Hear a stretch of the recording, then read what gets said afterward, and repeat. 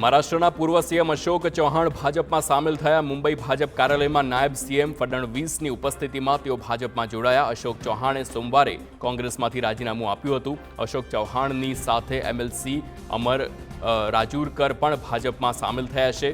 અશોક ચૌહાણ મહારાષ્ટ્રમાંથી રાજ્યસભામાં જઈ શકે છે. અશોક ચૌહાણે સભ્યપદ માટે ₹500 આપ્યા હતા.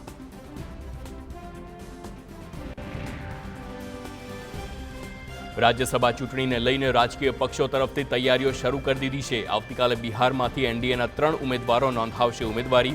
બીજેપી કોટામાં બંને ઉમેદવારો ભીમસિંહ અને ધર્મશીલા ગુપ્તા નામાંકન દાખલ કરશે અને સંજય સિંહ જેડીયુ તરફથી ઉમેદવારી નોંધાવશે. સંજય સિંહનું નામ પણ લગભગ ફાઇનલ છે. કોંગ્રેસના કોટામાંથી પણ અખિલેશ સિંહનું નામ લગભગ ફાઇનલ થઈ ગયું છે.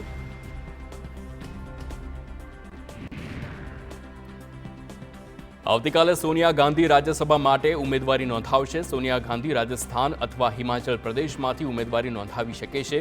હાલમાં તેઓ ઉત્તર પ્રદેશના રાયબરેલીથી લોકસભાના સાંસદ છે.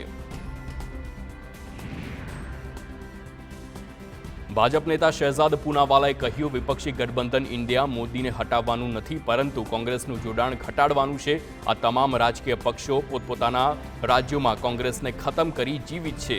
જ્યારથી રાહુલ ગાંધી પ્રવાસ પર નીકળ્યા છે ત્યારથી કોઈ ન્યાયની વાત નથી કરી રહ્યું, પરંતુ તેમના પોતાના સાથીદારો ચોક્કસપણે તેમને બાય બાય કરી રહ્યા છે.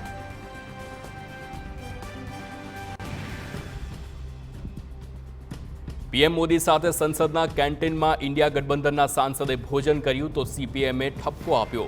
કેરળના શાસક પક્ષના સીપીઆઈએમના નેતાએ કહ્યું, તેમને પીએમ મોદી સાથે લંચ કરવાની શું જરૂર હતી? તેનો અર્થ શું છે? તો બીજી તરફ કોંગ્રેસ અને આરએસપીએ કોલ્લમ સાંસદને સંપૂર્ણ સમર્થન આપ્યું.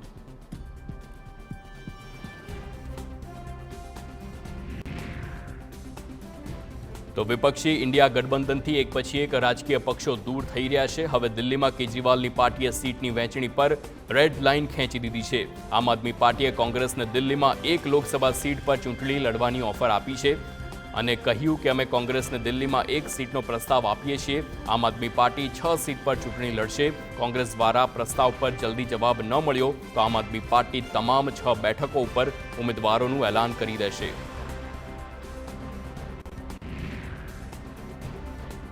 કેન્દ્રીય પ્રધાન સ્મૃતિ ઈરાનીએ સીએમ મમતા બેનર્જી પર પ્રહાર કરતા કહ્યું, મમતાની સરકાર હિન્દુઓના નરસંહાર માટે જાણીતી છે અને હવે તેમણે પોતાની પાર્ટીના ગુંડાઓને વિવાહિત મહિલાઓ સાથે બળાત્કારની પરવાનગી આપી છે. સંદેશ ખાલી મુદ્દા પર બંગાળના મુખ્યમંત્રી મમતા બેનર્જી સરકારની સ્મૃતિ ઈરાનીએ ટીકા કરી છે.